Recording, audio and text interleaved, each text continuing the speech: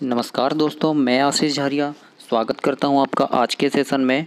और आज के सेशन में हम पढ़ेंगे मनोविज्ञान। आज के सेशन में मैं आपके लिए लेकर आया हूं साइकोलॉजी की वीडियो, मनोविज्ञान की वीडियो, जिसमें हम जानेंगे कि मनोविज्ञान क्या है, साइकोलॉजी क्या है, मनोविज्ञान का जन्म कैसे हुआ और इससे अनेक मनोवैज्ञानिकों की क्या भूमिका है। इस बारे में हम जानते हैं कि मनोविज्ञान की उत्पत्ति कैसे हुई। तो आइए सेशन चालू करते हैं। और सेशन चालू करने से पहले मैं आपको इतना कहना चाहूँगा कि वीडियो को लाइक, शेयर और सब्सक्राइब कीजिए, ताकि आपको ऐसी ही वीडियो रोज़ प्रतिदिन आपको मिलती रहें और आप इससे नए नए तरीके से सीख सकें। तो आइए चालू करते हैं। हम जानते हैं कि मनोविज्ञान क्या है और इसकी उत्पत्ति कैसे हुई। तो आइए देखते हैं मनोविज्ञान।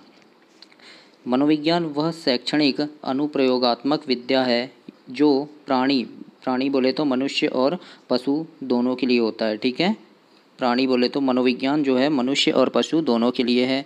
तो मनोविज्ञान वह शैक्षिक व अनुप्रयोगात्मक विद्या है जो प्राणी या मनुष्य और पशु इनके मानसिक प्रक्रियाओं, अनुभवों तथा व्यक्त व अव्यक्त दोनों प्रकार के व्यवहारों का एक क्रमबद्ध तथा वैज्ञानिक अध्ययन करती है।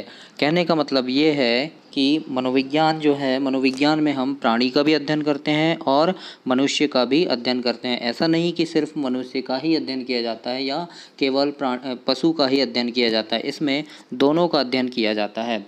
दूसरे शब्दों में कहें तो मनोविज्ञान एक ऐसा विज्ञान है जो क्रमबद्ध रूप से प्रक्षेपीय व्यवहार का अध्ययन करता है तथा प्राणी के भीतर के मानसिक और दैहिक प्रक्रियाओं, जैसे कौन कौन सी प्रक्रियाएं होती है, चिंतन होता है, मनन, भाव, है ना, वातावरण की घटनाओं के साथ उनका संबंध जोड़कर इनका अध्ययन करती है। जैसे प्राणी में, पशु में या फिर मानव में जो भी भाव होते हैं, उनकी भावात्मक क्रियाएं जो होती हैं या चिंतन होता है, उनका वातावरण के साथ या वातावरण की घटनाओं के साथ जोड़कर उनका संबंध जोड़कर उनका अध्ययन करती हैं। इसे हम क्या कहते हैं? इसे हम कहते हैं मनोविज्ञान। ठीक है, तो आपको समझ आया होगा। अब आइए इसके आगे हम देखते हैं कि मनोविज्ञान की उत्पत्ति कैसे हुई और इसका संबंध कैसे है, मानव से, पशु से कैसे है, ये जानते हैं। और कौन कौन से मनोवैज्ञानिक, कौन कौन से दार्शनिकों ने इस पर अपने तर्क प्रस्तुत किए हैं, वो हम देखते हैं।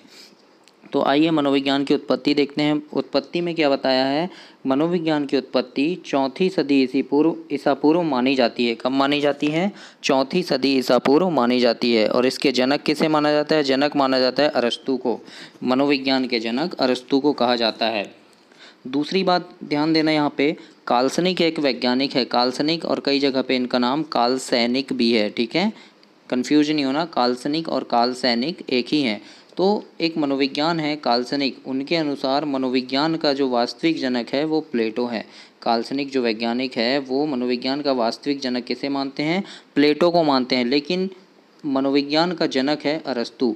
अब आप कंफ्यूज हो गए कि ये क्या बता रहे हैं। तो बात यह है कि अगर कभी प्रश्न पूछे कि मनोविज्ञान का जनक कौन है, तो आपका आंसर होगा अरस्तु हैं। लेकिन अगर प्रश्न आया है ये वाला कि काल्सनिक के अनुसार मनोविज्ञान का जनक कौन है, तो काल्सनिक के अनुसार मनोविज्ञान का जनक प्लेटो है, याद रखना। ठीक है, और अरस्तु को प्राचीन मनोविज्ञान का जनक भी कहा जाता है। अगर प्रश्न पूछा गया प्राचीन मनोविज्ञान का जनक कौन है, तो प्राचीन मनोविज्ञान का जनक अरस्तु कहलाएगा। ठीक है, दूसरी बात इसमें देखते हैं एबिंगहस के अनुसार। एबिंगहस एक दर्शन शास्त्री थे, दार्शनिक थे। इनके अनुसार इन्होंने क्या किया? इन्होंने बताया कि पहले ईसा पूर्व मतलब 5वीं सदी में पैदा हुए दार्शनिक जो थे सुकरात, जिनका नाम था सुकरात, उन्होंने कहा कि मनुष्य को मनुष्य का भी अध्ययन करना चाहिए। ये किसने कहा? ये कहा सुकरात ने। लेकिन इसे बताया किसने? एबिंगहस ने बताया कि सुकरात ने ऐसा कहा था। कैसा कहा था? मनुष्य को मनुष्य का भी अध्ययन करना चाहिए। ये किसने कहा था? सुकरात ने कहा था। फिर सुकरात के जो शिष्य थे प्लेटो, फिर कौन आया? सुकरात के जो शिष्य आए प्लेटो। सुकरात तो जब नहीं रहा या फिर रहा होगा, लेकिन उनके बाद जो प्लेटो का ज़माना आया, तो प्लेटो ने क्या कहा? प्लेटो ने बताया कि प्लेटो ने अपना विचार देते हुए कहा कि ईश्वर, प्रकृति, मनुष्य आपस में बंधे हुए हैं और इन्हें अलग नहीं किया जा सकता। ये किसने कहा था? ये प्लेटो ने कहा था, जो सुकरात के शिष्य थे। ठीक है, तो प्लेटो ने अपनी पुस्तक रिपब्लिक, याद रखना प्लेटो की पुस्तक का नाम है रिपब्लिक। उस रिपब्लिक बुक में प्लेटो ने लिखा था कि मनुष्य में आत्मा पाई जाती है। क्या लिखा था प्लेटो ने? मनुष्य में आत्मा पाई जाती है और आत्मा के भाव से ही किसी परम सत्य को ईश्वर मानता है। मनुष्य जो है आत्मा के भाव से ही किसी परम सत्ता को ईश्वर मानता है। ये किसने कहा था? प्लेटो ने कहा था। और कब कहा था? अपनी बुक रिपब्लिक में लिखा था इसने। ठीक है, याद रखना, प्लेटो की बुक का नाम है रिपब्लिक। प्लेटो के जो शिष्य थे अरस्तु, है ना, प्लेटो के शिष्य थे कौन? अरस्तु थे। तो अरस्तु ने क्या कहा? अरस्तु ने दर्शन शास्त्र में आत्मा के अध्ययन की शुरुआत की। देखो उस समय क्या था, मनोविज्ञान एक अलग विषय नहीं था, है ना, मनोविज्ञान जो था ये अलग विषय नहीं था, ये दर्शन शास्त्र से ही जुड़ा हुआ था। किससे जुड़ा हुआ था? दर्शन शास्त्र से जुड़ा हुआ था। तो जितने भी वैज्ञानिक आए इन्हें हम मनोवैज्ञानिक नहीं कहेंगे, इन्हें हम उस समय क्या कहेंगे? दर्शन शास्त्री ही कहेंगे। ठीक है, तो प्लेटो के जो शिष्य थे अरस्तु, देखो सुकरात के शिष्य कौन थे? प्लेटो। और प्लेटो के शिष्य कौन थे? अरस्तु थे, है ना। तो प्लेटो के जो शिष्य हैं अरस्तु, इन्होंने क्या कहा कि इन्होंने दर्शन शास्त्र में आत्मा के अध्ययन की शुरुआत की। किसने की? अरस्तु ने की। और यही आत्मा का अध्ययन आगे चलकर क्या बना? आधुनिक मनोविज्ञान बना। इसीलिए अरस्तु को मनोविज्ञान का जनक कहा जाता है। समझ आया होगा आपको कि अरस्तु को मनोविज्ञान का जनक क्यों कहा जाता है। अब चलो आइए देखते हैं कि मनोविज्ञान की शुरुआत कैसे हुई और कैसे इसमें बहुत सारे तर्क आए और कैसे अनेक बहुत सारे दर्शन शास्त्रियों ने मनोविज्ञान के बारे में बताया। किसी ने कहा कि मनोविज्ञान आत्मा का विज्ञान है, किसी ने कहा मन मस्तिष्क का विज्ञान है। तो चलो उसको आगे देखते हैं कि किसने क्या कहा था। तो मनोविज्ञान यानी साइकोलॉजी की शुरुआत कैसे हुई। ठीक है, लगभग 2000 वर्ष तक अरस्तु के द्वारा दिए गए अध्ययन या दी गई विषय वस्तु को ही लोग पढ़ते आए। अरस्तु ने क्या कहा था कि मनोविज्ञान यानी आत्मा का अध्ययन करना ही मनोविज्ञान है। ठीक है, ऐसा अरस्तु ने कहा था। तो लगभग 2000 वर्ष तक उसी को पढ़ते आए। इस बीच कोई तर्क नहीं दिया किसी वैज्ञानिक ने। लेकिन क्या हुआ, पहली बार 16वीं सदी के समय एक यूनानी दार्शनिक आए जिनका नाम था रुडोल्फ गोइकिल, या इनको रुडोल्ट गोइकिल भी कहा जाता है। ठीक है, रुडोल्ट गोइकिल या रुडोल्फ गोइकिल भी कहा जाता है। तो इन्होंने क्या कहा, रुडोल्फ गोइकिल ने साइकोलॉजिया नामक एक पुस्तक लिखी। रुडोल्फ गोइकिल की बुक का नाम क्या है? साइकोलॉजिया। और रिपब्लिक बुक किसके बारे में पढ़े थे हमने? प्लेटो की बुक है। ठीक है, तो रुडोल्फ गोइकिल ने अपनी बुक साइकोलॉजिया में क्या बताया कि इन्होंने आत्मा के अध्ययन के लिए साइकोलॉजी शब्द का प्रयोग किया। किसने किया साइकोलॉजी शब्द का प्रयोग? रुडोल्फ गोइकिल ने किया। और कौन सी बुक में? साइकोलॉजिया नामक बुक में लिखा। और किसके लिए? आत्मा के अध्ययन के लिए बताया। कौन सा शब्द? साइकोलॉजी शब्द का अध्ययन किया। ठीक है, उन्होंने क्या बताया कि साइकोलॉजी जो शब्द है ये दो शब्दों से मिलकर बना है, एक साइकी और लोगस। ठीक है, दो शब्दों से मिलकर बना है, जिसमें से साइकी का अर्थ जो होता है ये होता है आत्मा। ठीक है, साइकी का अर्थ क्या होता है? आत्मा। और लोगस का अर्थ होता है अध्ययन। याद रखना, साइकी का अर्थ होता है आत्मा और लोगस का अर्थ होता है अध्ययन। ठीक है, ये शब्द ग्रीक भाषा का है, ये भी याद रखना।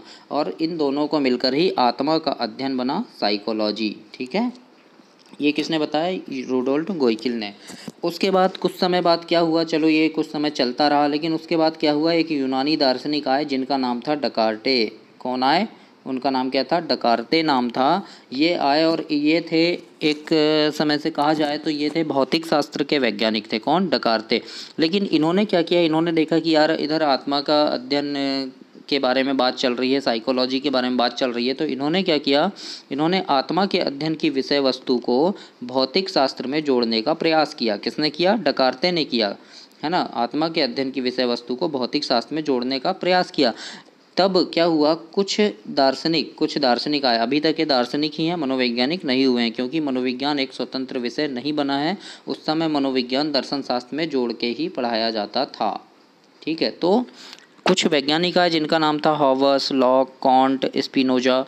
ये आए, इन्होंने क्या किया, इसका विरोध किया और क्या कहा कि आत्मा का अध्ययन भौतिक शास्त्र में संभव नहीं है, तथा यह क्या हुआ, अमान्य हो गया। सही बात है, आत्मा का अध्ययन भौतिक शास्त्र में कैसे संबंध होगा। उन्होंने बताया, कौन कौन? हॉबस, लॉक, कॉन्ट और स्पिनोजा। इन्होंने कहा कि आपका जो भौतिक शास्त्र है ये अलग सब्जेक्ट हो जाता है, अलग विषय है, और आत्मा का अध्ययन साइकोलॉजी है ना, ये अलग सब्जेक्ट हो जाता है। तो इन दोनों का कोई मेल नहीं होता, ये कहा इन्होंने, ठीक है, जो ये दर्शन शास्त्री थे इन्होंने बताया। और इस प्रकार ये संभव नहीं है कहा, और ये क्या हो गया, अमान्य हो गया, इसे अमान्य कर दिया गया। फिर क्या हुआ, फिर कुछ टाइम तक ऐसे ही चलता रहा। लेकिन फिर क्या हुआ, 17वीं शताब्दी में इटली के एक दर्शन शास्त्री आए, दार्शनिक आए, जिनका नाम था पोम्पोनोजी।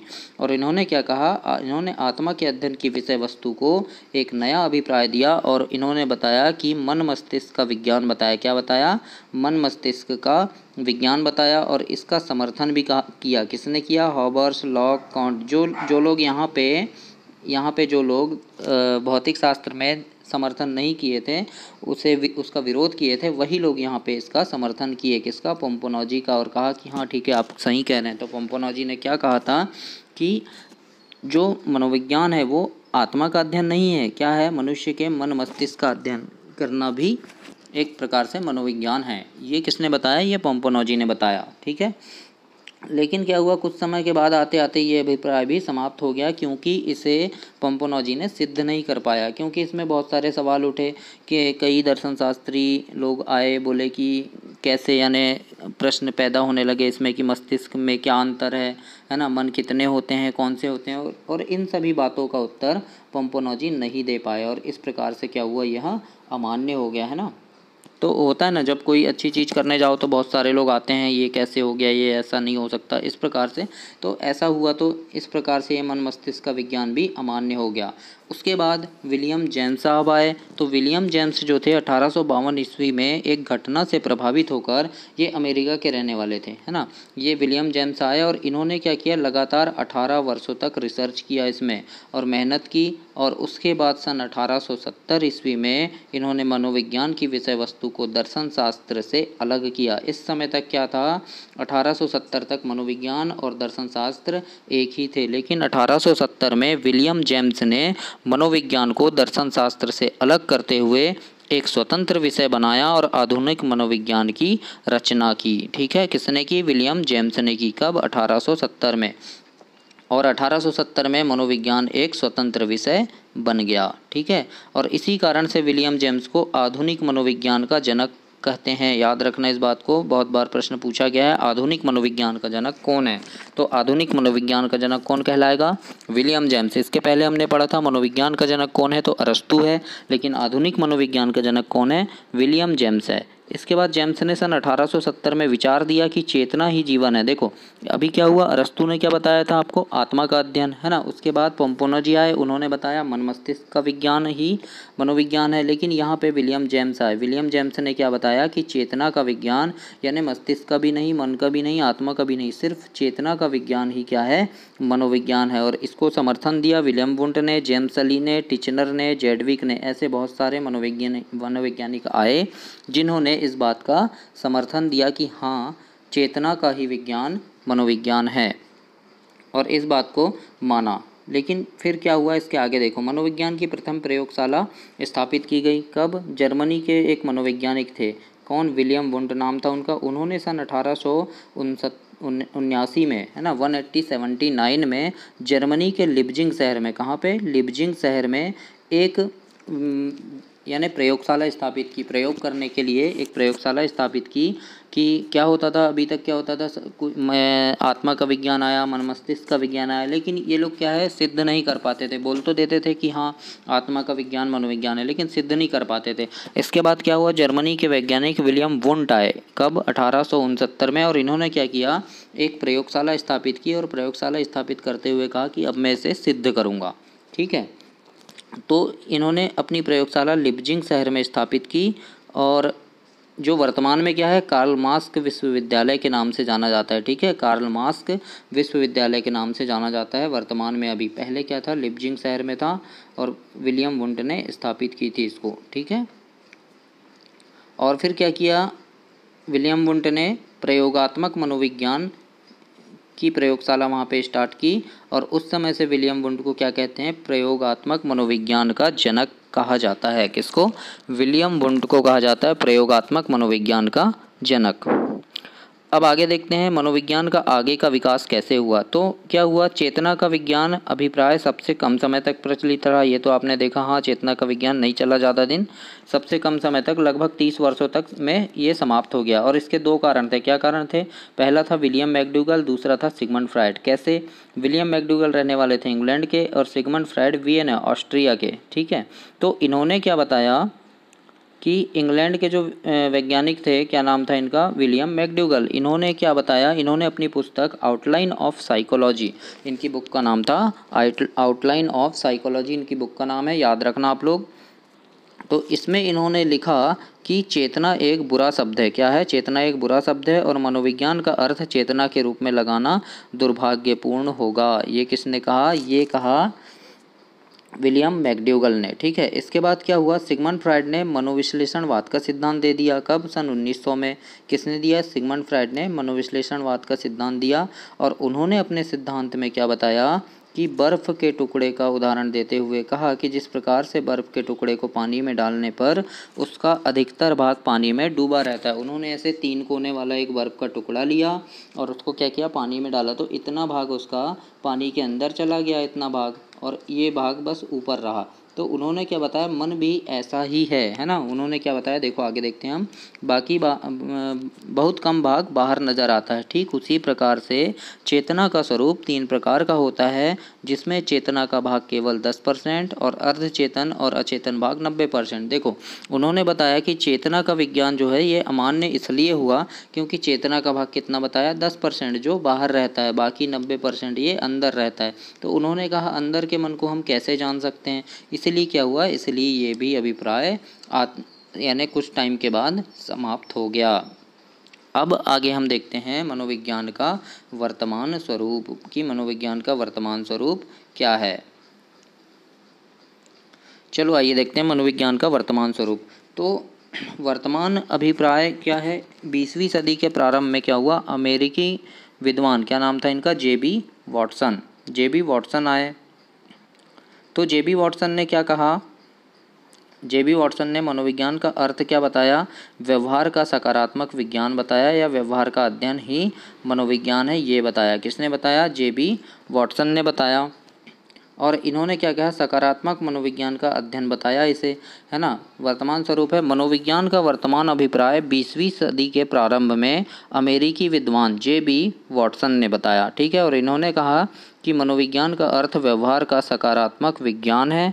और वाटसन के द्वारा दिए गए इस अभिप्राय का समर्थन उस समय के सभी मनोवैज्ञानिक जो थे, अच्छे जो बड़े मनोवैज्ञानिक थे, विलियम मैकडूगल थे, स्किनर थे, कॉल्सनेक थे, है ना, क्रोएंड को, हल, मर्फी, बेरिंग, मन, इन सभी ने क्या किया, इसका समर्थन किया और कहा कि हाँ आप सही बता रहे हैं कि मनोविज्ञान का जो वर्तमान अभिप्राय है ये जेबी वाटसन ने दिया। और इन्होंने बताया कि मनोविज्ञान का अर्थ जो है व्यवहार का ही अध्ययन है। उन्होंने कहा कि मानव के व्यवहार का अध्ययन करना चाहिए, मानव क्या कर रहा है, कैसी क्रियाएं कर रहा है, उसका व्यवहार कैसा है, इसका अध्ययन करना ही मनोविज्ञान कहलाता है। ये किसने कहा? ये उस समय के सभी मनोवैज्ञानिकों ने माना और ये अभिप्राय जेबी वॉटसन ने दिया, है ना। और वुडवर्थ जो एक वैज्ञानिक थे, उन्होंने इसका समर्थन करते हुए कहा था कि मनोविज्ञान ने सबसे पहले अपनी आत्मा खोई, फिर मन खोया और फिर चेतना का त्याग किया और वर्तमान में व्यवहार के स्वरूप को अपनाया या धारण किया। ये किसने कहा था? ये वुडवर्थ ने कहा था। याद रखना, कथन भी आते हैं प्रश्न में कि ऐसा कथन दे देगा और पूछेगा निम्न में से ऐसा किसने कहा था, वुडवर्थ ने, है ना, या क्रो ने, ऐसा पूछ सकता है। तो आपको याद होना चाहिए वुडवर्थ ने ही कहा था ऐसा कि मनोविज्ञान ने सबसे पहले अपनी आत्मा खोई, फिर मन खोया और चेतना का त्याग किया और वर्तमान में व्यवहार के स्वरूप को धारण किया या अपनाया। अब मनोविज्ञान की कुछ महत्वपूर्ण बातें देख लेते हैं। वर्तमान में मनोविज्ञान में चेतन व अचेतन का अध्ययन किया जाता है। किसका अध्ययन किया जाता है? वर्तमान में चेतन और अचेतन दोनों मन का अध्ययन किया जाता है। ठीक है, फ्रायड के कार्यों को मनोविज्ञान के क्षेत्र में आगे बढ़ाने का श्रेय उनकी पुत्री, नाम क्या था? अन्ना फ्रायड, और उनके शिष्य थे एक जुंग नाम था उनका, उनको जाता है। ठीक है, जेबी वाटसन को व्यवहारवाद का जनक कहा जाता है। याद रखना, व्यवहारवाद का जनक किसे कहा जाता है? जेबी वाटसन को कहा जाता है ना। और 20वीं सदी का चमकता सितारा भी कहा जाता है किसे? जे.बी. वाटसन को। बहुत इंपॉर्टेंट प्रश्न है, याद रखना। 20वीं सदी का चमकता हुआ सितारा किसे कहा जाता है? तो जे.बी. वाटसन को कहा जाता है। और वाटसन ने क्या कहा था? तुम मुझे एक बालक दो, मैं उसे शिक्षक, इंजीनियर, डॉक्टर, चोर, डाकू कुछ भी बना सकता हूँ। ये किसने कहा था? ये कथन वाटसन ने कहा था। इस बात को याद रखना। तो ये था मनोविज्ञान का वर्तमान स्वरूप, मनोविज्ञान का जन्म कैसे हुआ और इसमें अनेक मनोवैज्ञानिकों की कैसी भूमिका थी, क्या क्या भूमिकाएं रही हैं, उस बारे में हमने आज पढ़ा, आज देखा। अब इसके बाद हम धीरे धीरे मनोविज्ञान के संप्रदाय और मनोविज्ञान यानी आगे क्या हुआ, इसमें कैसे कैसे इसकी खोज हुई, कि कौन कौन से वैज्ञानिकों ने क्या क्या सिद्धांत दिए, उन सारी चीज़ों के बारे में हम देखेंगे, हम पढ़ेंगे इसमें। तो आज के लिए इतना ही, आज के सेशन में इतना ही। और वीडियो को लाइक, शेयर और सब्सक्राइब कीजिए ताकि आपको ऐसी वीडियो और मिलती रहे। आपका धन्यवाद।